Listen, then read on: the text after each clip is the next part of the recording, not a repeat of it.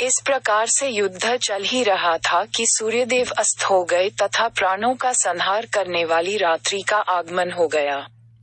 दोनों पक्ष के योद्धा बड़े भयंकर थे तथा अपनी अपनी विजय चाहते थे। अतः उनके मध्य रात्रि युद्ध होने लगा। दोनों पक्ष के मध्य घनघोर युद्ध मच गया। मारो मारो, काटो काटो शब्दों से समस्त समरभूमि गुंजायमान हो गई और रक्त की नदियां बहने लगीं। घायल होकर कराहते हुए राक्षसों तथा शस्त्रों से क्षत विक्षत हुए वानरों का आर्तनाद बड़ा भयंकर प्रतीत होने लगा। वानरों और राक्षसों का संहार करने वाली वह भयंकर रजनी कालरात्रि के समान समस्त प्राणियों के दुर्लंघ्य हो गई थी। श्री रामचंद्र जी ने अग्निज्वाला के समान 6 भयानक बाणों से निमिष मात्र में दुर्धर्ष वीर यज्ञ शत्रु, महापार्शव, महोदर, महाकाय, वज्रदष्ट्र, शुक और सारण को घायल कर दिया। वे 6 राक्षस श्री रामचंद्र जी के बाण समूहों से अपने मर्म स्थान में चोट खाने पर युद्ध छोड़कर भाग गए। इसीलिए उनके प्राण बच गए और उनकी आयु शेष रह गई। महारथी श्री राम ने अग्नि शिखा के समान प्रज्वलित भयंकर बाणों द्वारा समस्त दिशाओं में प्रकाश कर दिया। उनके समक्ष जो भी राक्षस वीर आते थे वे उसी प्रकार से नष्ट होते जाते थे जिस प्रकार से आग में पड़कर पतंगे जल जाते हैं। राक्षस सेना की यह दुर्दशा देखकर रावण के पुत्र मेघनाद के तन बदन में आग लग गई। उसने शीघ्र ही नाग बाणों की फांस बनाकर राम लक्ष्मण दोनों को उसमें बांध लिया। नाग फांस में बांधने पर दोनों भाई मूर्छित हो गए। श्री राम के मूर्छित होकर पृथ्वी पर गिरते ही मेघनाद ने हर्षोन्मत्त होकर 10 दिशाओं को गूंजाने वाली गर्जना की। राक्षस सेना में फिर से नवजीवन आ गया और वह मेघनाद की जय जयकार करती हुई बड़े उत्साह से वानर सेना पर टूट पड़ी। मेघनाद उनके उत्साह को बढ़ाते हुए कह रहा था, जिनके कारण आज शोणित की सरिता बह रही है, वे ही दोनों भाई नागपाश के बंधे पृथ्वी पर मूर्छित पड़े हैं। अब देव, नर, किन्नर किसी में इतनी सामर्थ्य नहीं है जो इन्हें नापाश से मुक्त कर सके। अब युद्ध समाप्त हो गया। लंकापति की विजय हुई। इस प्रकार विजय घोष करता हुआ मेघनाद लंका को लौट गया। राम लक्ष्मण के मूर्छित हो जाने से संपूर्ण वानर सेना में शोक छा गया।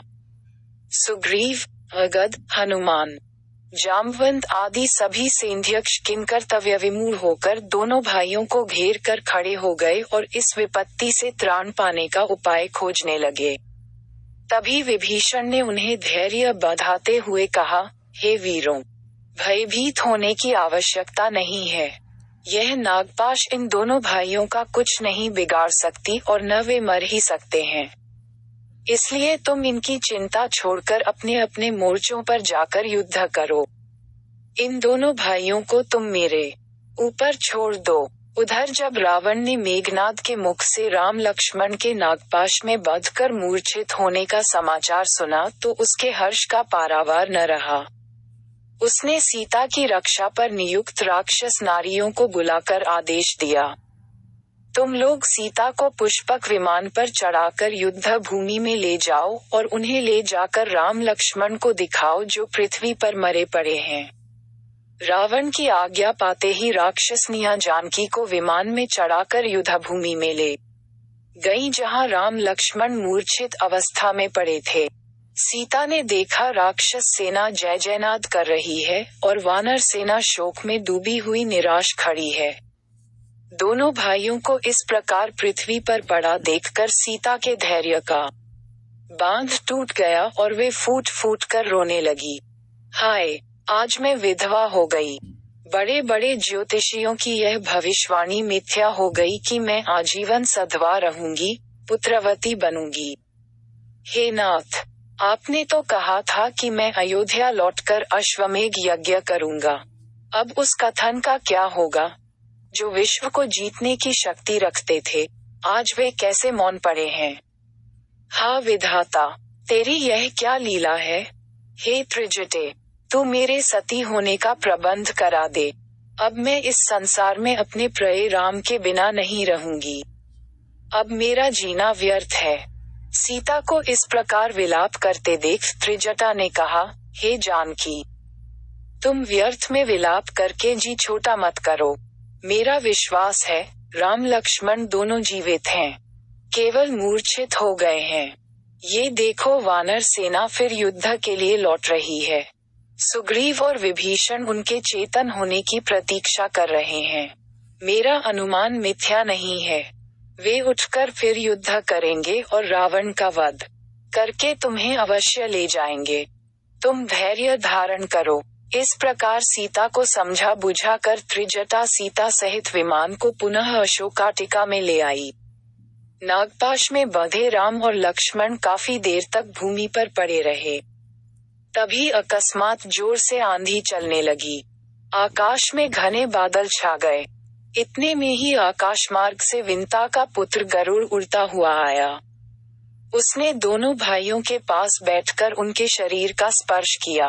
गरुड़ के स्पर्श करते ही समस्त नाग भयभीत होकर पृथ्वी में छिप गए। नागों के बंधन से मुक्त होने पर राम और लक्ष्मण ने अपने नेत्र खोले। उनके पीले पड़े हुए मुखमंडल पर नवीन आभा से चमकने लगे। चैतन्य होकर राम ने गरुड़ को धन्यवाद देते हुए कहा, हे वेंकटेश, तुम्हारे अनुग्रह से हम दोनों भाई इस बंधन से मुक्त हुए हैं।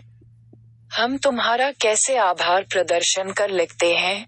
राम की यह विनम्र वाणी सुनकर गरुड़ ने उत्तर दिया, हे राघव, मैं तुम्हारा मित्र हूँ।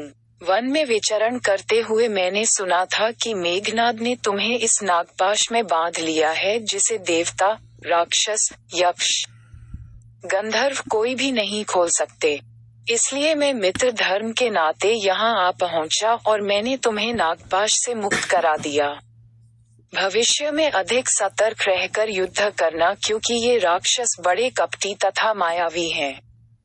इतना कहकर गरुड़ ने उनसे विदा ली। राम और लक्ष्मण को पूर्णतया स्वस्थ पाकर वानर सेना के आनंद का पारावार न रहा। वे रघुवीर की जय जयकार करके बाजे नगाड़े, रणभेरी आदि बजाकर राक्षसों को भयभीत करने लगे।